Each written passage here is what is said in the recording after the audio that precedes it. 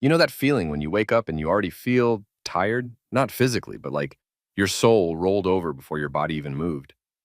I had that for months, maybe longer. I'd open my eyes, look at the ceiling, and wonder if anything would be different today. Not better, just different. But it never was. Same room, same silence, same scroll through my phone looking for something to make me feel awake again.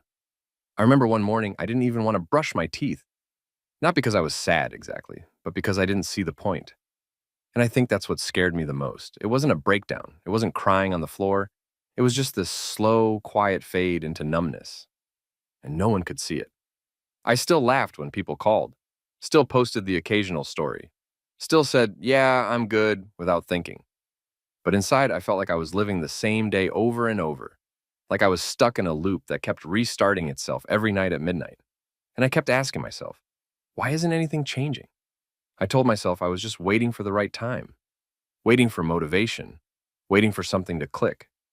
But days passed, then weeks, then a season changed, and still, I felt like I was standing still while the world kept spinning. People were falling in love, getting promoted, moving cities, growing somehow. And I couldn't even finish my laundry. I started to feel like maybe this was just it. Maybe I wasn't meant for more. Maybe I had missed the train, and now I was stuck watching it leave every day from the same platform. And when you feel like that long enough, something inside you starts to whisper, what's the point of trying anymore? I didn't tell anyone how bad it got, because it wasn't dramatic. It wasn't some big event I could point to. It was small things that no one noticed. Like the way I stopped opening my curtains, the way I let dishes sit in the sink. Not because I was lazy, but because I didn't feel worth the effort. There's something about routine sadness that makes it invisible. You can still function, still smile, still show up. But inside, you're empty. You're not living. You're just repeating. I remember one night, I couldn't sleep, again. So I went and stood in front of the mirror. I looked fine, not amazing, not horrible, just fine. But my eyes looked tired, not the kind of tired that sleep fixes. The kind that comes from being at war with yourself every day and still showing up like nothing's wrong. I remember touching my face and whispering, what happened to you? Not in a cruel way, not blaming, just sad, gently confused, because I used to dream so big, used to have plans, used to write things down like they were already on their way. But now I couldn't even write a grocery list without feeling overwhelmed. I kept thinking, I just need a spark again. But sparks don't come when you're frozen. And that's what I was. Frozen in habits that looked harmless. But quietly, slowly, they were killing the part of me that believed in change. I wasn't moving forward. I wasn't moving at all. Just standing in one place, thinking one day something would magically shift. Like maybe life would knock on my door and say, hey, ready to begin? But nothing came. Because I hadn't made space for anything new. And deep down I knew, if I didn't change something, anything, this loop would never break. There was this moment, small, quiet, almost nothing. I had just woken up, the sun was barely coming in. I was lying in bed wrapped in the same blanket I'd had since college, and for some reason, I didn't reach for my phone. I just lay there, looking at the ceiling, breathing, and I whispered, I don't want to feel like this anymore. I didn't even cry. I was too empty for that. But those words hung in the room like smoke, like something sacred. I don't want to feel like this anymore. And it wasn't a declaration. It wasn't a turning point. It was more like a sigh from my soul, soft, honest, tired. But something about saying it out loud made the silence feel less heavy. That was the first day I didn't immediately escape into my screen. I just sat, made a cup of tea, and let the quiet stay. Didn't feel good, but it felt real. And that's the thing about change no one talks about. Sometimes it doesn't feel empowering. Sometimes it feels uncomfortable, lonely, boring, because you're detoxing from habits that made you feel numb, even if they also made you feel safe. I didn't suddenly become productive, didn't start journaling or meditating or doing cold plunges.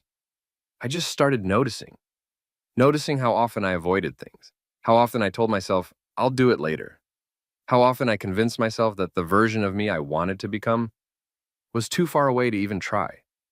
And every time I noticed those things, something inside me whispered back, then nothing's going to change. Not as a punishment, not to shame me, but like a friend telling the truth gently, softly, with love. Because I knew it already. I just hadn't been brave enough to admit it out loud. I didn't change everything at once. I couldn't. And honestly, I didn't want to. Because change is loud at first, but then it gets quiet. It asks you to keep showing up even when nobody claps, even when no one sees the small, invisible things you're trying to do differently.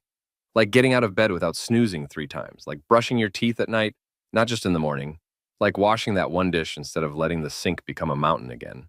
They seem small, but when you've been lost for a while, they're not small at all.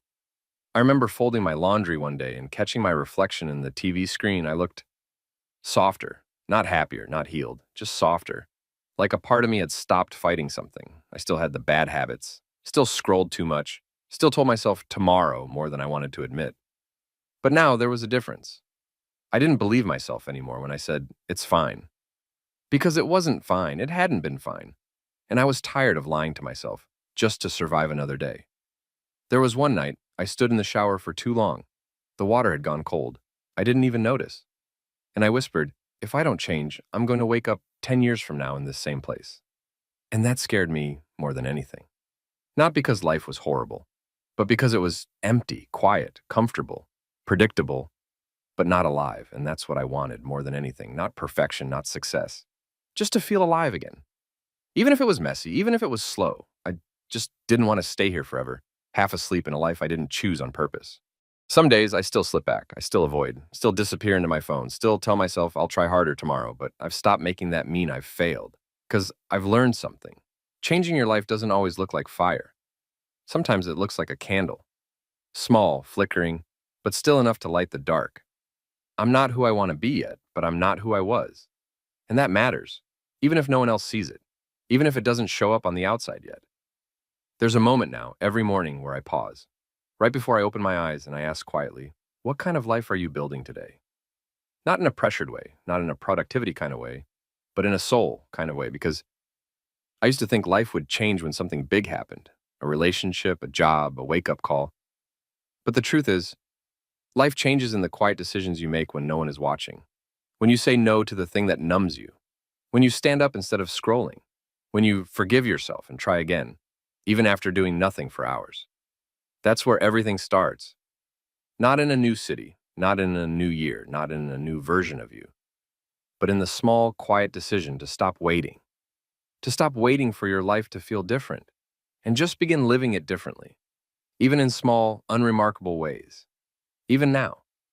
So if you're tired of being stuck, if you're scared of staying the same forever, don't wait for the perfect moment. Just choose one thing, one tiny thing, and let that be your first crack of light. Because even a dim light is still proof that you're alive and still trying. And sometimes that's the beginning of everything.